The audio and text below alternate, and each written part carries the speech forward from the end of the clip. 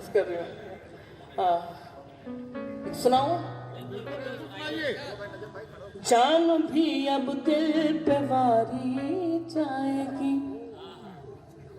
बस अंजुम बता देना कि आप अंजुम से, अंजुम की शायरी से कितनी मोहब्बत करते हैं। जान भी अब दिल पे वारी जाएगी, जान भी अब दिल पे वारी जाएगी,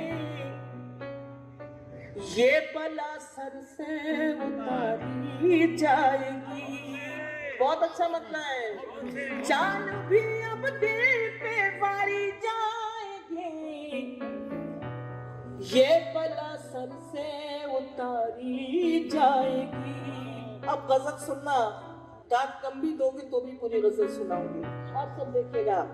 जाने कब वो आएगा परदेस से, जाने कब वो आएगा परदेस से, जाने कब वो आएगा परदेस से, जाने कब ये बेकरारी जाएगी। इरशाद है निमल।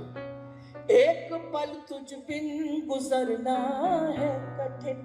सुनो, एक पल तुझ बिन गुजरना है, एक पल तुझ बिन गुजरना है कठिन, एक पल तुझ बिन गुजरना है कठिन, जिंदगी कैसे गुजारी जाएगी।